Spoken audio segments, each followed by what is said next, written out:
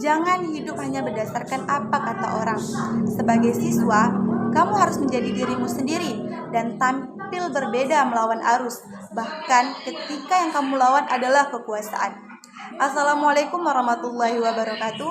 Salam sejahtera untuk kita semua. Yang saya hormati para dewan juri yang adil, arif, lagi bijaksana, serta para panitia penyelenggara debat bahasa Indonesia dari Pusat Prestasi Nasional, dan saya menyapa para audiens. Anataga sirana inara, anatawa watasi o ICT inainode, jika sekai sesati kudastai. Perkenalkan, saya Ririn Rahmadani, presentasi dari SMA Negeri 1 Bangko, Provinsi Riau. Baiklah, di sini saya sebagai pembicara satu dari tim kontra disandingkan dengan mosi yang sangat luar biasa, yaitu Dewan ini akan mewajibkan orang tua untuk mengikuti tes kelayakan sebagai syarat untuk memiliki anak. Sebelum saya masuk ke argumentasi saya, izinkan saya membidas apa yang dikatakan oleh tim pro.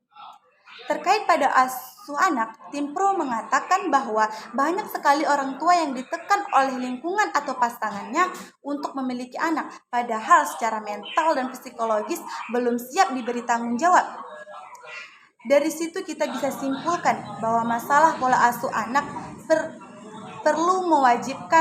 tidak perlu mewajibkan tes kelayakan, karena kesiapan orang tua sudah pasti ada. Kalau tidak ada, mereka tidak akan berani mengambil keputusan yang sangat besar seperti itu.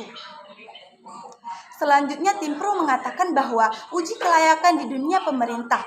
Memang pemerintah punya prinsip mengatur, namun negara kita mementingkan hak asasi manusia.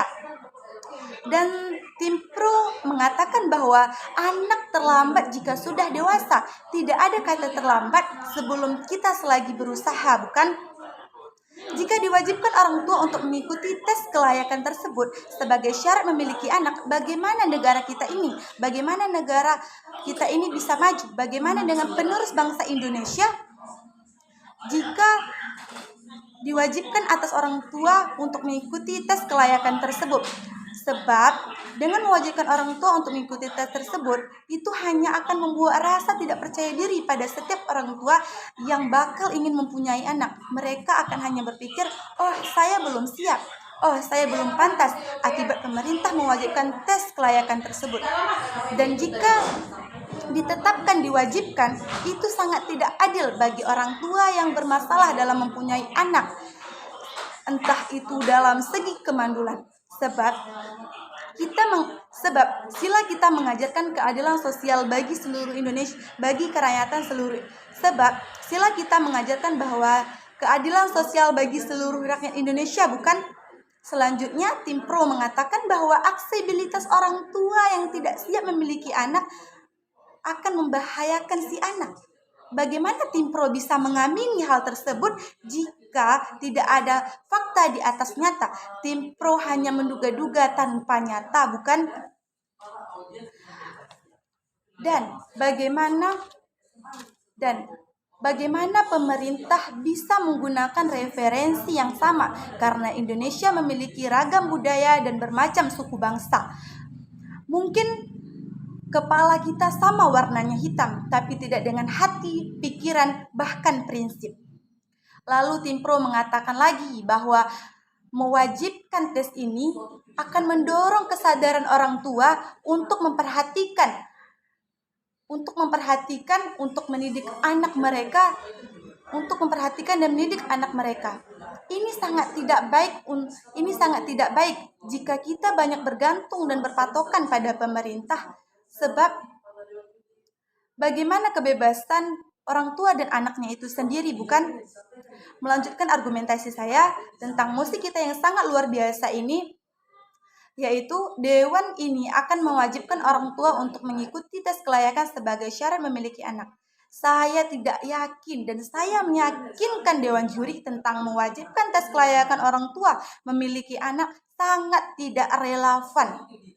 Bisa kita lihat, orang Indonesia zaman dahulu tidak pernah melakukan uji kelayakan. Toh juga anak mereka bisa mempunyai masa depan yang cerah. Contohnya presiden-presiden kita dahulu, orang tua mereka tidak pernah mengikuti uji kelayakan, namun anak-anaknya bisa sukses tanpa uji kelayakan, bukan?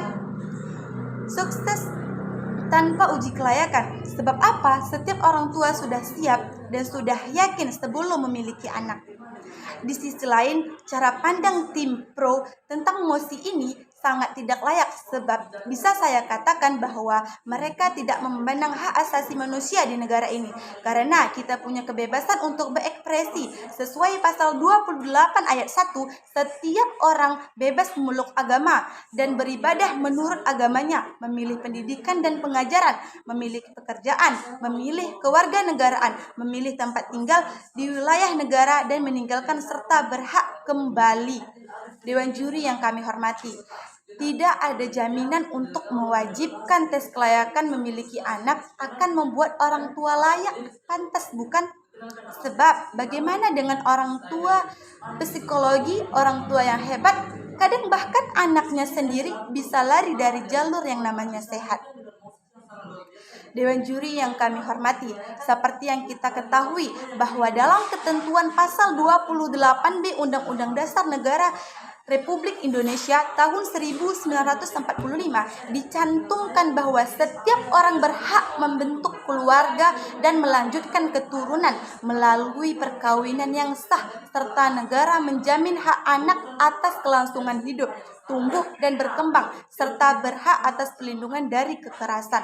Lalu, bagaimana tim pro bisa mewajibkan tersebut jika sudah ada perlindungan dari pemerintah? Dan mewajibkan tersebut akan membuat para orang tua di luar sana ragu untuk memiliki anak, karena itu bisa menghambat keturunan bagi keluarga mereka, bahkan negara Indonesia ini. Orang tua tidak mau anaknya seperti dirinya. Dewan juri yang kami hormati, dalam tes kelayakan mengasuh anak atau mendidik dan menjaga, pasti orang tua di luar sana sudah menjamin masa depan anaknya. Karena siapa sih orang tua yang mau masa depan anaknya buruk? Contohnya orang tua kita sendiri, bukan? Hanya itu yang bisa saya sampaikan. Dari kacamata tim pro, secara tegas, lugas, dan mantap, Mosi hari ini wajib untuk dipatahkan. Terima kasih.